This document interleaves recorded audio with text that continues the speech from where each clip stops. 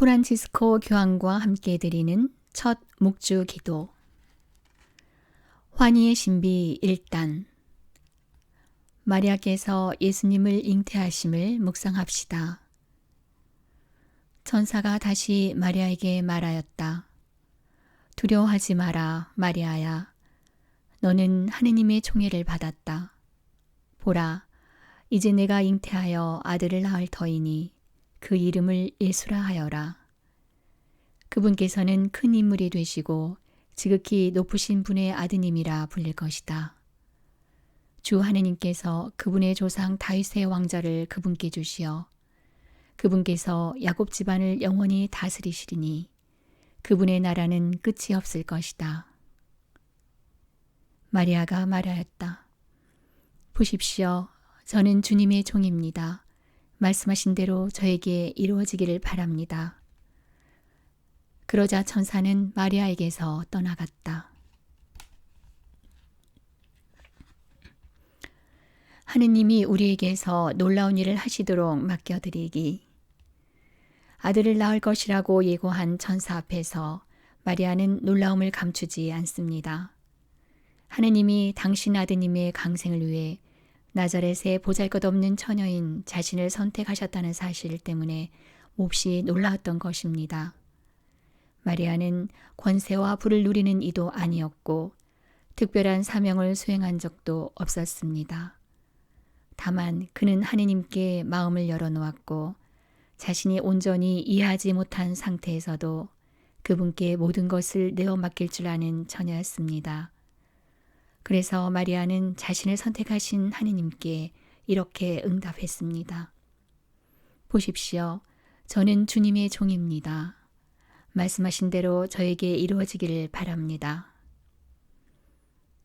하느님은 언제든지 우리를 놀라게 하실 수 있고 우리의 뜻을 꺾으실 수도 있으며 우리의 계획을 위기에 처하게 하실 수도 있습니다.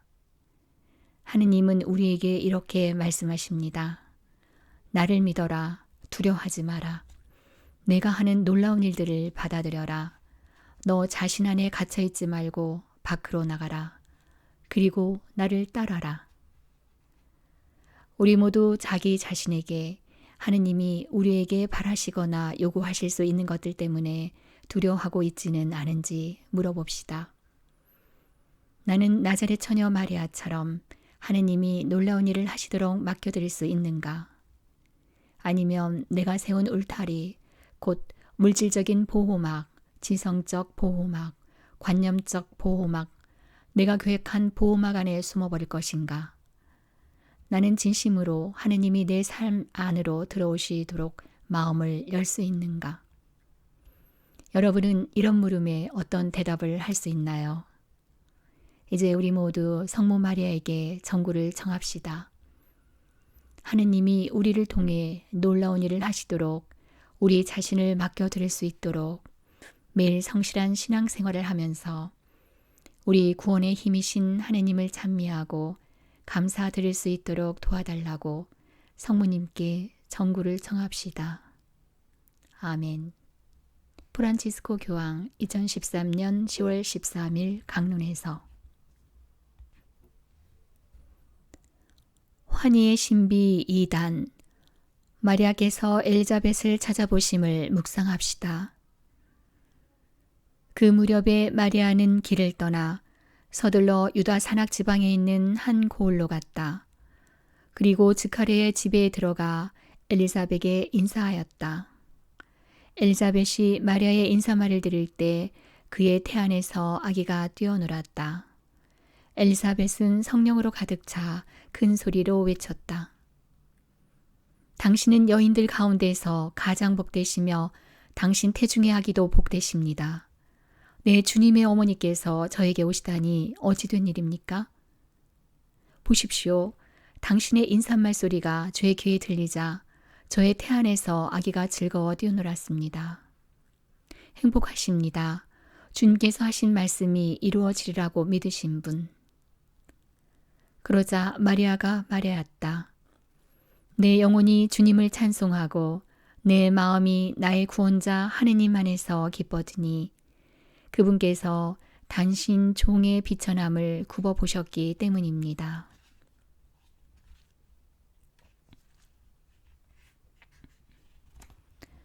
모든 것은 선물. 주님의 탄생 예고를 받은 다음 마리아가 가장 먼저 한 일은 나이 많은 친척 엘리자벳에게 봉사하는 것이었습니다. 엘리자벳의 인사를 받은 마리아는 내 영혼이 주님을 찬송하고 라는 말로 주님을 찬미하기 시작합니다. 마리아는 하느님이 자신에게 해주신 일뿐만 아니라 모든 구원 역사에서 이루신 그분의 업적에 대해서도 찬양하고 감사드리는 노래를 부른 것입니다.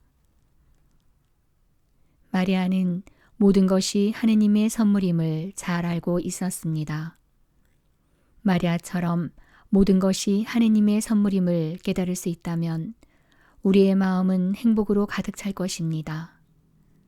모든 것이 하느님의 선물입니다. 하느님은 우리 구원의 힘이십니다. 그러니 마리아처럼 하느님을 찬미하고 감사드리는 것은 너무나 당연한 일입니다. 하지만 우리는 주님께 감사드리는 것에 매우 인색합니다. 우리는 하루에 몇 번이나 감사하다는 말을 하는지요? 우리는 모든 것을 당연하게 여기는 경우가 많습니다. 하느님이 주신 선물도 그렇게 여깁니다. 주님께 무언가를 청하는 기도는 쉽게 하면서도 그분께 감사드리는 것은 주저합니다. 그럴 이유가 별로 없다는 것입니다. 하지만 모든 것이 주님의 선물입니다. 이 사실을 깨닫는 사람만이 기쁨으로 주님께 감사드리고 이웃에게 봉사할 수 있습니다. 프란치스코 교황 2013년 10월 13일 강론에서 환희의 신비 3단 마리아께서 예수님을 낳으심을 묵상합시다. 그들이 거기에 머무르는 동안 마리아는 해산날이 되어 첫 아들을 낳았다. 그들은 아기를 포대기에 싸서 구유에 뉘었다. 여관에는 그들이 들어갈 자리가 없었던 것이다. 그 고장에는 들에 살면서 밤에도 양떼를 지키는 목자들이 있었다. 그런데 주님의 천사가 다가오고 주님의 영광이 그 목자들의 둘레를 비추었다. 그들은 몹시 두려워하였다. 그러자 천사가 그들에게 말하였다. 두려워하지 마라. 보라, 나는 온 백성에게 큰 기쁨이 될 소식을 너희에게 전한다.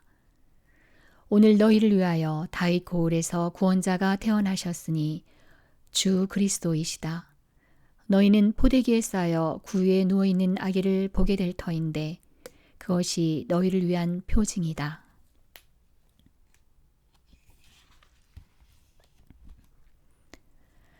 사람이 되신 사랑. 동정 마리아에게서 태어나신 예수님은 참 사람이자 참 하느님이십니다. 하느님의 아드님이 우리의 역사 안으로 들어오셨고 우리와 삶을 나누신 것입니다. 예수님은 우리를 어둠 속에서 해방시키고 빛을 선물하시기 위해 오셨습니다. 예수님을 통해 아버지 하느님의 은총과 자비와 호의가 나타났습니다. 예수님은 강생하신 사랑이시기 때문입니다.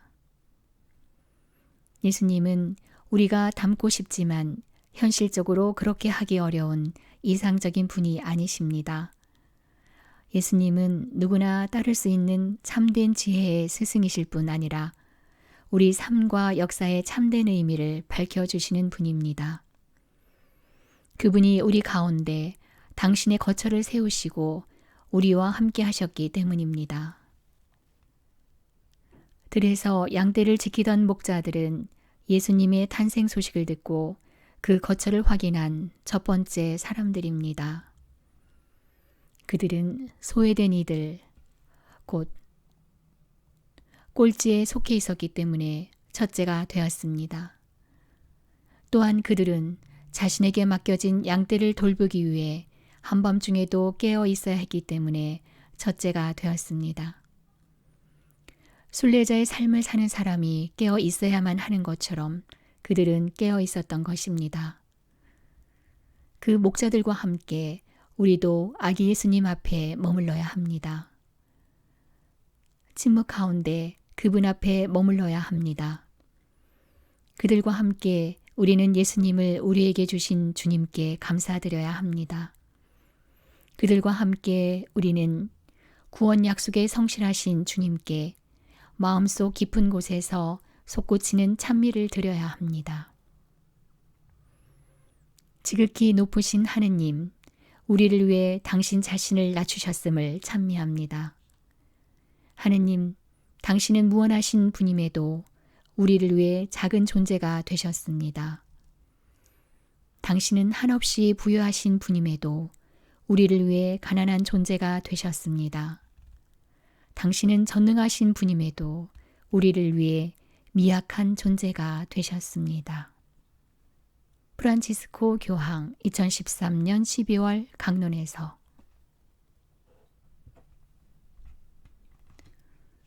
환희의 신비 4단 마리아께서 예수님을 성전에 바치심을 묵상합시다. 모세의 율법에 따라 정결례를 거행할 날이 되자 그들은 아기를 예루살렘으로 데리고 올라가 주님께 바쳤다. 주님의 율법에 태를 열고 나온 사내아이는 모두 주님께 봉헌해야 한다고 기록된 대로 한 것이다. 그런데 예루살렘에 시메온이라는 사람이 있었다. 이 사람은 의롭고 독실하며 이스라엘이 위로받을 때를 기다리는 이였는데 성령께서 그 위에 머물러 계셨다. 그가 성령에 이끌려 성전으로 들어갔다. 그리고 아기에 관한 율법의 관례를 준수하려고 부모가 아기 예수님을 데리고 들어오자 그는 아기를 두 팔에 받아 안고 이렇게 하느님을 찬미하였다. 아기의 아버지와 어머니는 아기를 두고 하는 이 말에 놀라워하였다. 시므온은 그들을 축복하고 나서 아기 어머니 마리아에게 말하였다. 보십시오. 이 아기는 이스라엘에서 많은 사람을 쓰러지게도 하고 일어나게도 하며 또 반대를 받는 표징이 되도록 정해졌습니다.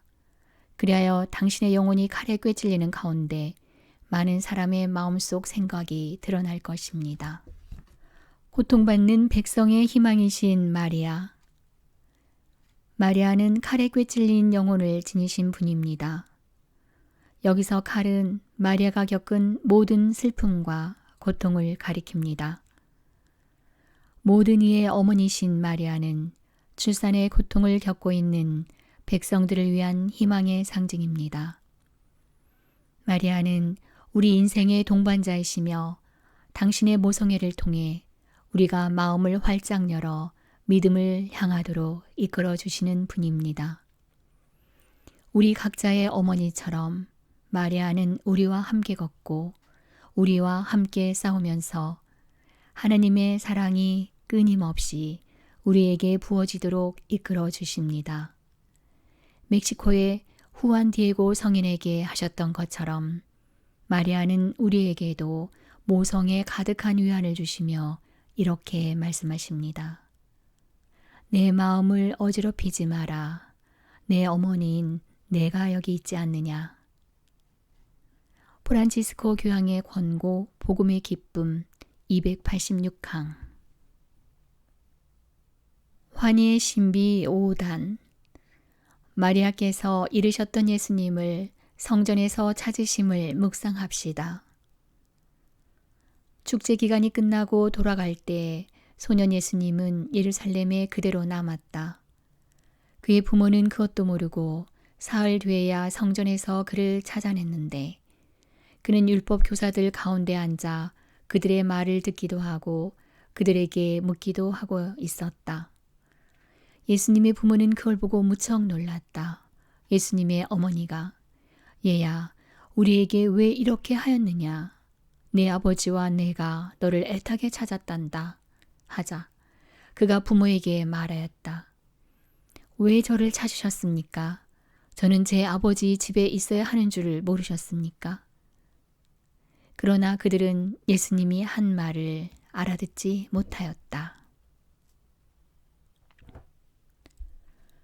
하느님의 어머니 마리아는 언제나 우리 마음 안에 성실한 신앙생활 안에 특히 그리스도인의 신앙 여정 안에 함께 하십니다. 우리가 걷는 신앙의 길은 마리아가 걸으신 길과 동일합니다. 그러기에 우리는 우리 곁에 아주 가까이 계시는 마리아를 느낄 수 있습니다. 그리스도인 삶의 중심인 믿음이라는 면에서 하느님의 어머니이신 마리아는 우리와 동일한 조건에서 사셨습니다. 우리가 자주 오가는 길, 때로는 어렵고 어두운 그 길을 똑같이 걸으셨습니다. 그분은 신앙의 나그네 길을 걸어야 했습니다. 구세주의 어머니는 우리보다 앞서 그 길을 걸으셨고 믿음과 소명과 선교의 삶에서 똑바로 나아가도록 계속해서 우리를 이끌어 주십니다. 겸손함을 지니고 하느님의 뜻에 순종하신 마리아는 세상 곳곳에 복음의 기쁨을 선포하여 우리가 믿음을 증거하도록 도와주십니다. 어머니이신 마리아를 본보기로 삼은 우리의 선교는 풍성한 열매를 맺을 것입니다. 우리가 걷고 있는 신앙의 나그네길, 우리 마음의 열망, 우리의 궁핍함, 온 세상을 위해 필요한 것, 특히 하느님의 정의와 평화에 대한 굶주림과 목마름을 성모님께 의탁합시다. 그리고 우리 모두 마리아를 하느님의 어머니라고 부르면서 그분께 정구를 청합시다. 아멘. 프란치스코 교황 2014년 1월 1일 강론에서